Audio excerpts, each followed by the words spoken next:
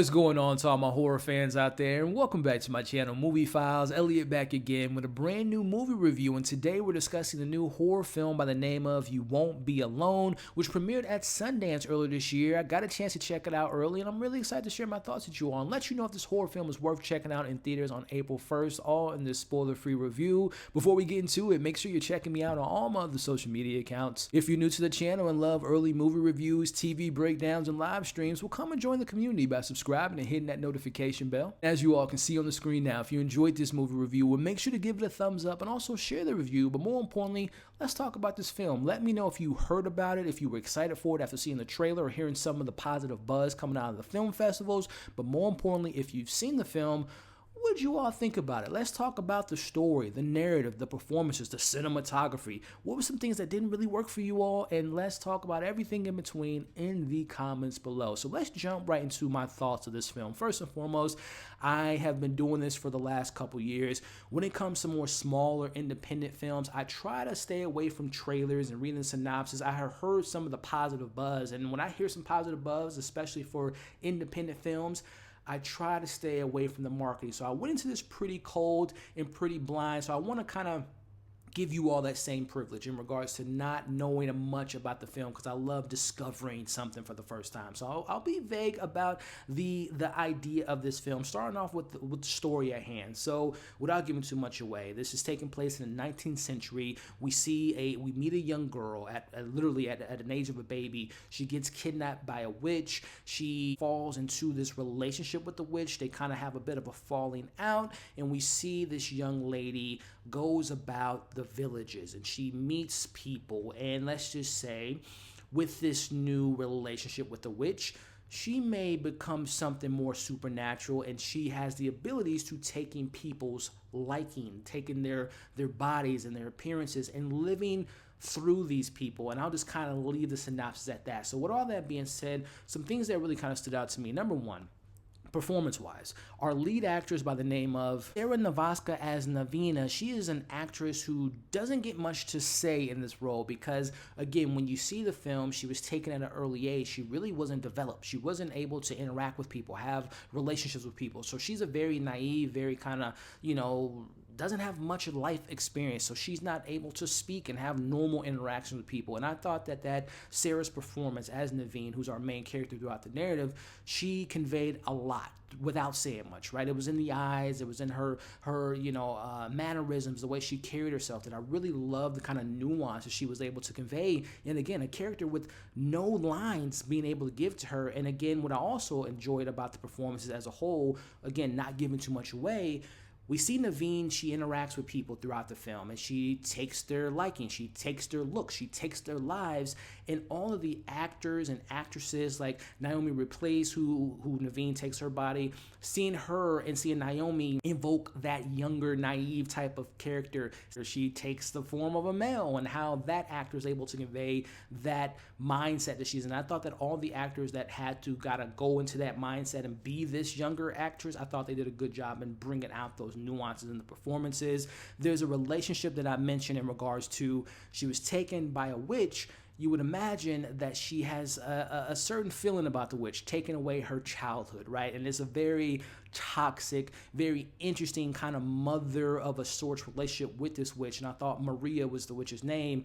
Very interesting character, very dark character, very evil character in a certain extent. She is a witch. And speaking of the witch, the folklore and the mythology that the film builds on how the village knows about the witch and what the witch can do to people, and just seeing all the things kind of play out. And again, speaking to that narrative of horror and witches story, we've seen our fair share of those type of narratives, but very similar to a film I reviewed a couple months back by the name of The Cursed, which was a werewolf film. It showed me another side of werewolves, right? It showed me another side of the mythology, and I think the same thing can be said about this film. We spend time what it looks like to be a witch, and as the title alludes to, not being alone, them seeking that type of kinship, the relationships, motherhood, discovering yourself. And this is very much a movie about self-discovery. So those themes, the nuance, the performance, the mythology, the lore, also from a production standpoint, first-time director did a good job of really embracing the atmosphere and really kind of putting you in that mood, putting you in that time period, from the costuming, from the score, from the way he really sits in a scene. I really enjoyed his direction. And again, this film is gorgeous to look at. I don't know why this film comes to mind, but it was a film that came out years ago by the name of Manos, which was just a great film within itself, but also a gorgeous looking film. This had those type of Manos type of look, color palette, camera movements. This is a really well shot film. So those are really some things that stood out to me, and also just developing the character, the arc of the character. And again, a story of self-discovery, figuring who you are as a person,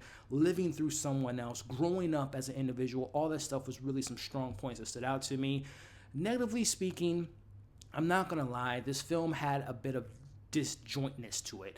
The way that they put the film together, it was kind of, I don't want to say hard to follow along the narrative, but it was just like we would cut from meeting her as a baby and her relationship with a certain character, develop that to the relationship with the witch, and then her finding out who she is as a person, and how we transition from Naomi's character to a male character to who she ultimately kind of decides to live through. It was kind of disjointed in that narrative and how they told the story. And going back to that relationship that she had with the witch, we learn more about Maria. We learn more about the witch and how she came to be and how she is kind of cold-hearted and why she becomes the person that she becomes.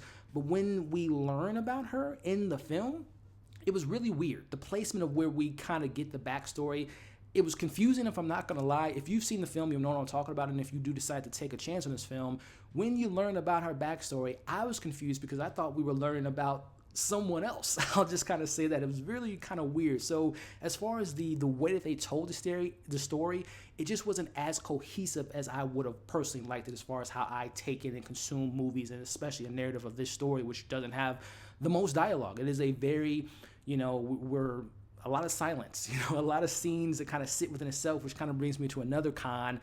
The pacing, this film's almost, it's an hour and a half, a little over an hour and a half, and it didn't feel that way. It felt longer at points because there were a lot of times that I felt that the director wanted to convey a certain emotion, a certain kind of narrative that he was saying within these characters, but it just didn't hit me viscerally as what it was intended to be, because there's a lot of moments where you're just sitting down with the character, looking out at the sun, sitting down, milking a cow, sitting down and just, thinking, right? And again, I can appreciate the sitting down, taking your time, but a lot of times it just felt like it was unnecessary, right? Just for my personal taste. So again, the disjointment of how they told the story, the misplacements of backstory, and really not spending as much time with certain elements of her developing herself as a person. I wish we can flesh more of that out. And I'm not gonna lie, it was kind of frustrating as an audience member seeing, you feel bad for our main character, but at the end of the day, what she's doing in taking these people's lives, she's still in their lives. So it was hard to kind of root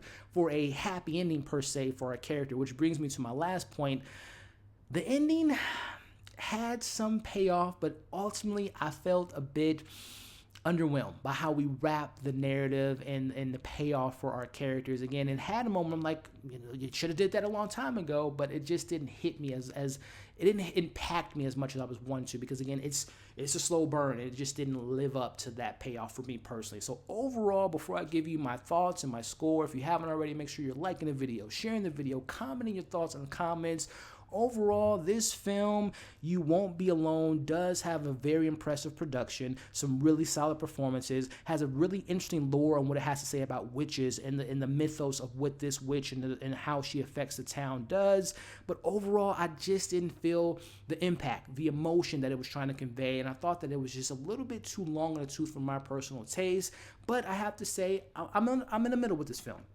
I have more positives than I do negatives. So with that being said, I'm going to give You Won't Be Alone a 3 out of 5. I wish it would explore more of the narrative and the themes and the characters, but the things that do stand out to me, performance, production, the mythos, the practical effects, which were fantastic. I forgot to mention that earlier. When we see the transformations, that was awesome. I'll just say that. So again, 3 out of 5. It will be coming to theaters by the time I drop this video, which is on a Friday, April 1st. Happy April Fool's Day. I don't think, for my personal movie going experience, I don't think it's movie worthy. Again, it's beautiful to look at, so I can only imagine. I saw it on my television. I would imagine it's beautiful to look at, but I don't know if it's something that I would want to see in a theater. So take that as you will. I do recommend you all watch it, but maybe in the comfort of your own home. So hey, that's just my thoughts, positive, negatives, and everything out in between. 3 out of 5 for this new film. Let me know what you all thought of the film once you've seen it, pros, cons, and everything in between. Like I said, I appreciate you watching this review. If you haven't already, make sure you're liking the review, sharing it, commenting, and come and join the family. I appreciate you all watching this review. Hope you're staying safe. As you can see on the screen now, subscribe to my channel, check out my other content. We'll catch you all on the next video.